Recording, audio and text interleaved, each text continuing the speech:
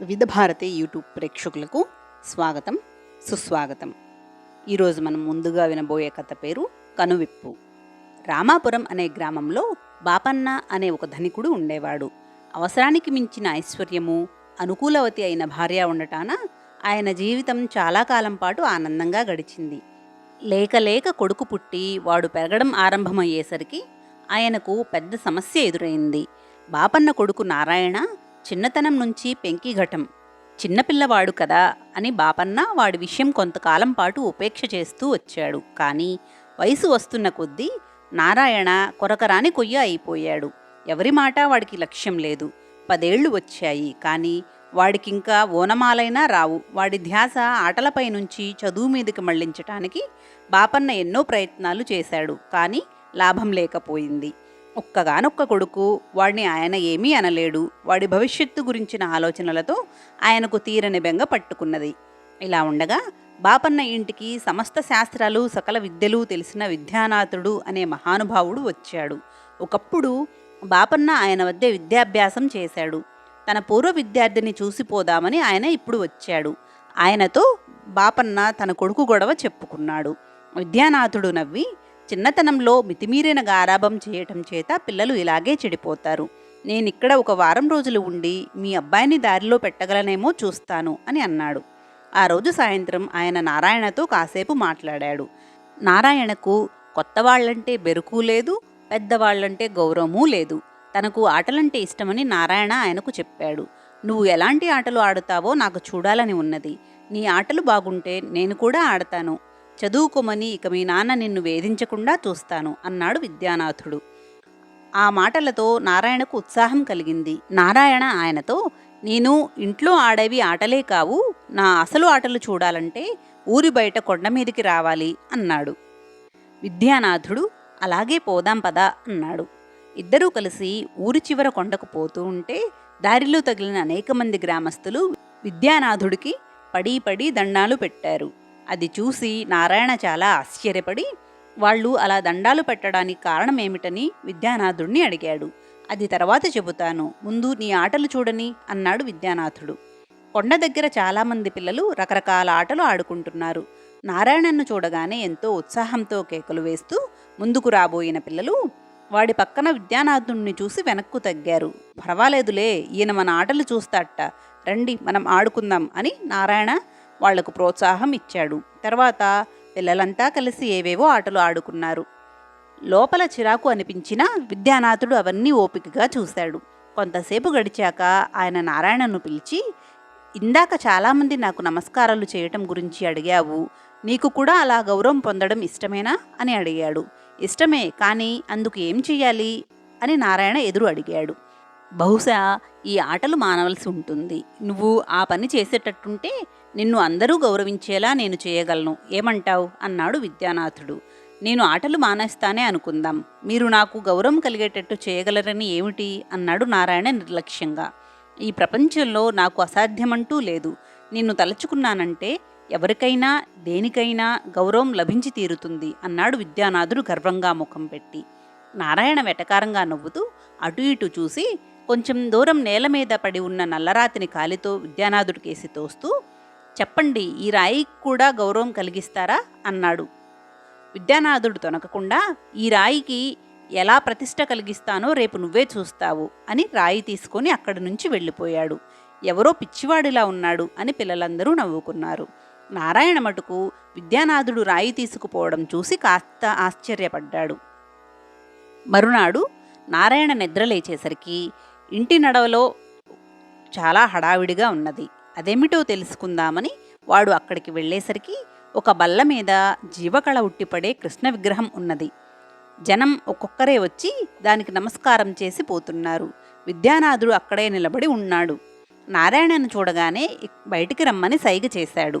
నిన్న నువ్వు కాలితో తన్నిన రాయినే ఈ విగ్రహంగా మలిచాను. అందరూ దానికి నమస్కారాలు చేస్తున్నారు. ఇప్పటికైనా నా శక్తిపై నీకు నమ్మకం కలిగిందా అని నారాయణను అడిగాడు. నారాయణ ముఖం చిట్లించి, రాయి కాబట్టి మీరు చెప్పినట్టు విని మీకు లొంగింది. నేనంత సులభంగా మీకు లొంగను. 10 మంది నన్ను గౌరవించేటట్టు చేయడం మీ వల్ల కాదు అన్నాడు. విద్యానాథుడు వెటకారంగా నవ్వి, వెర్రివాడా, అందరూ నిన్ను గౌరవించేలా చేయకపోతే అందువల్ల నాకు వచ్చే అవమానమేమీ లేదు. నీకన్నా ఆ రాయే నయమని 10 మంది నిన్ను గురించే అనుకుంటారు. ఆ మాట గుర్తుంచుకో అన్నాడు. ఆ మాటలకు నారాయణకు కనువిప్పు కలిగింది. ఆ తరువాత వాడు తండ్రితో చెప్పి విద్యానాథుడి వెంట విద్యాభ్యాసానికి వెళ్ళిపోయాడు. తరువాత మనం వినబోయే కథ పేరు పనికిమాలిన ప్రోత్సాహం. పల్లవరం అనే గ్రామంలో రామయ్య అనే ధనికుడు ఉండేవాడు. అతని తల్లి ప్రవర్తన వింతగా ఉండేది. ఆమెకు బిచ్చగాళ్లంటే అమిత అసహ్యం. కానీ ఆమె 2 కుర్ర బిచ్చగాళ్లకు రోజూ 2 పూటలా తిండి పెడుతూ ఉండేది. అది గమనించిన రామయ్య తన తల్లి ప్రవర్తనకు కారణం అడిగాడు. ఆ కుర్రవాళ్ల తాత ముత్తాతలు మంచి ధనికులని, రామయ్య తాత చేసిన దుర్మార్గం వల్ల వాళ్ల కుటుంబం పూర్తిగా చితికిపోయి వాళ్ళు దరిద్రులు అయ్యారని రామయ్య తల్లి చెప్పింది. అది విన్న రామయ్య గుండె ద్రవించింది. తమ కుటుంబం వల్ల ఆ కుర్రవాళ్లకు జరిగిన అన్యాయం సరికావాలని, అలా చేసే బాధ్యత తన మీద ఉన్నదని ఆయన అనుకున్నాడు. వెంటనే రామయ్య ఆ కుర్రవాళ్ల తల్లిని చూడబోయాడు. ఆమె చాలా దీనస్థితిలో ఉన్నది. తన బిడ్డలు చాలామంది వైద్య సహాయం లేకపోయారని, ఈ 2 కొడుకులు మాత్రమే బతికి బట్టకట్టారని ఆమె చెప్పింది. ఆమె అడుక్కుని బతుకుతున్నది.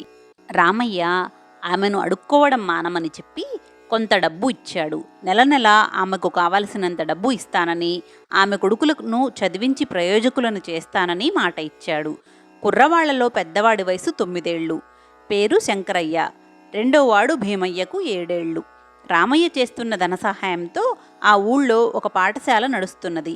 ఆ పాఠశాలలో పనిచేసే ఉపాధ్యాయుడికి రామయ్య కుర్రవాళ్లను అప్పగించి వాళ్లకు చదువు చెప్పమని అన్నాడు. అయితే వాళ్లకు చదువు మీద శ్రద్ధ లేదు.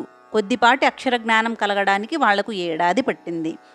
ఉపాధ్యాయుడు ఈ మాట చెబితే, రామయ్య పాపం వాళ్ళు పెరిగిన వాతావరణం అంత మంచిది కాదు, వీళ్ళని మిగతా విద్యార్థులతో కలిసి చదవనీయండి అని అన్నాడు.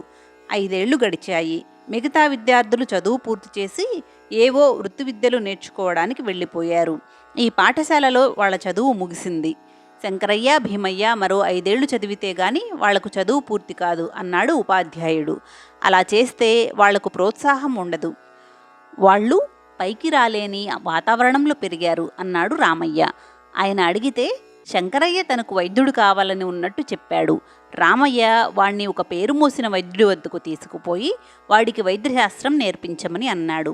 వైద్యుడు శంకరయ్యను పరీక్షించి, ఈ అబ్బాయికి మామూలు చదువే రాలేదు, బాగా చదువుకోమనండి అని చెప్పాడు. అలా అనకండి, మీరు తలచుకుంటే వాణ్ణి వైద్యంలో ఉద్దండుణ్ణి చేయగలరు. వీడికి వైద్యశాస్త్రం నేర్పితే మీకు మంచి బహుమానం ఇస్తాను అన్నాడు రామయ్య. వైద్యుడు బహుమానానికి ఆశపడి తన దగ్గర ఉన్న శిష్యులలో ఒకడిని పంపేసి వాడి స్థానంలో శంకరయ్యను తీసుకున్నాడు. అలా బయటికి పోయిన శిష్యుడు రామయ్యతో మొరపెట్టుకున్నాడు. నీకేం సంస్కారమున్న ఇంట పుట్టావు, ఎలాగైనా బతకగలవు అన్నాడు రామయ్య. భీమయ్య ఇల్లు కట్టించే పని నేర్చుకోవాలని అన్నాడు. రామయ్య వాడిని ఒక వాస్తుశాస్త్ర ప్రవీణుడి వద్దకు తీసుకుపోయి వాడికి ఆ శాస్త్రం నేర్పమని అడిగాడు. కానీ ఆ ప్రవీణుడు భీమయ్యను పరీక్షించి వాడికి ఉన్న చదువు చాలదు అన్నాడు. శ్రద్ధగా నేర్పితే ఎవరికైనా ఏ విద్య అయినా వస్తుంది, నేను డబ్బిస్తాను, వాడికి వాస్తుశాస్త్రం నేర్పండి, కాస్త నింపాదిగా నేర్చుకుంటాడు, అంతకన్నా ఏముంది అన్నాడు రామయ్య. ఇద్దరూ 10 ఏళ్ల పాటు తాము నేర్చుకునేదేదో నేర్చుకున్నారు. రాజుగారి దివాణంలో వాళ్లకు ఏవైనా ఉద్యోగాలు దొరుకుతాయేమోనని రామయ్య చూశాడు. కానీ ప్రయోజనం లేకపోయింది. వైద్యంలోనూ వాస్తులోనూ కూడా మెరికల్లాంటి యువకుల పోటీ హెచ్చుగా ఉన్నది. అది చూసి రామయ్య రాజుగారిని కలుసుకుని తమ గ్రామానికి ఒక ప్రభుత్వ వైద్యుడు, భవన నిర్మాత అవసరంగా కావాలని, ఆ 2 ఉద్యోగాలు మంజూరు చెయ్యమని వేడుకున్నాడు. రాజుగారు సరేనన్నారు. రామయ్య తన ఊరికి తిరిగి వచ్చి గ్రామాధికారికి రాజుగారి సంతకంతో ఉన్న లేఖను చూపించి ఆ ఉద్యోగాలకు మనుషులు కావాలని చాటింపు వేయమన్నాడు. చాటింపు విని వైద్యంలోనూ వాస్తులోనూ మంచి నైపుణ్యం ఉన్నట్టు సిఫార్సులతో అనేక మంది వచ్చారు. వారితో పాటు శంకరయ్య, భీమయ్య కూడా వచ్చారు. మనం వెనుకబడిన వాళ్లకు ప్రోత్సాహం ఇవ్వడం అవసరం. అందుచేత శంకరయ్యను గ్రామ వైద్యుడిగాను, భీమయ్యను భవన నిర్మాతగాను నియమిద్దాం అన్నాడు రామయ్య గ్రామాధికారితో. గ్రామాధికారి రామయ్య మాటను కాదనలేకపోయాడు. త్వరలోనే శంకరయ్య వైద్యం గ్రామస్తులకు ప్రమాదకరమని తోచింది. వారి ఫిర్యాదులను రామయ్య పెడచెవిన పెట్టాడు. పోతే భీమయ్యకు ఇల్లు కట్టించే అవకాశం వెంటనే రాలేదు. అందుచేత రామయ్య అతని చేత తన దొడ్డిలోనే ఒక చిన్న డాబా ఇల్లు కట్టించాడు. అది చూసి భీమయ్య చేత అందరూ ఇల్లు కట్టించుకుంటారని రామయ్య ఉద్దేశం. ఒకరోజు రామయ్య ఆఖరి కొడుకు గోపాలుడు అనేవాడు కొత్త ఇంట్లో తిరుగుతూ ఉండగా ఒక భాగం కూలింది. కుర్రాడి మీద ఇటుకలు పడ్డాయి. వాడు పెద్ద కేక పెట్టి పడిపోయాడు. కుర్రాడిని వెంటనే శంకరయ్య దగ్గరకు తీసుకుపోయారు. 4 రోజుల పాటు శంకరయ్య చికిత్స చేసినా కుర్రాడు బాగుపడలేదు. వాడే రామయ్య దగ్గరికి వెళ్ళి, బాబుగారు, అబ్బాయిని మరొక వైద్యుడికి చూపిస్తే బాగుంటుంది అని అన్నాడు. రామయ్య కంగారుగా తన కొడుకుని నగరంలో శంకరయ్య గురువు వద్దకు తీసుకుపోయాడు. ఆయన వైద్యంతో గోపాలుడు కోలుకున్నాడు. కొడుకుని ఇంటికి తీసుకుపోతూ రామయ్య వైద్యుడితో, స్వామి, శంకరయ్యను వాడి తమ్ముణ్ణి వృద్ధిలోకి రావటానికి ఎంతగానో ప్రోత్సహించి చూశాను. నా ప్రయత్నం బూడిదలో పోసిన పన్నీరు అయ్యింది. కారణం ఏమంటారు అన్నాడు. వైద్యుడు నవ్వి, మీ ప్రోత్సాహమే వాళ్లకు ప్రతిబంధకమైంది. దానికి మూలంగా వాళ్ళు తమ స్థాయిని పెంచుకునే ప్రయత్నం ఏమీ చేయలేదు. మీరు వాళ్లకు ప్రోత్సాహం ఇయ్యదలిస్తే ఆర్థికంగా సహాయం చేయవచ్చు, మాటలతో ప్రోత్సహించవచ్చు, కానీ వారి విషయంలో ప్రత్యేకతలు చూపకూడదు. మీరు అలా ప్రత్యేకత చూపడం వల్ల ప్రజలను అనర్హులైన వారికి వదలడమే కాకుండా కొందరు అర్హత కలవారిని కూడా నిరుత్సాహపరచడం జరిగింది అన్నాడు. రామయ్య తన తప్పును గ్రహించి శంకరయ్యను భీమయ్యను తిరిగి విద్యాభ్యాసంలో పెట్టాడు. మరో 5 ఏళ్లు శిక్షణ పొందాక వాళ్ళు తమ తమ విద్యలలో నిజంగానే ప్రావీణ్యులయ్యారు. తరువాయి భాగంలో ఇంకొన్ని కథలను విందాం మనం. సర్వే జనా సుఖినో భవంతు, లోకా సమస్తా సుఖినో భవంతు. ఓం శాంతి శాంతి శాంతి.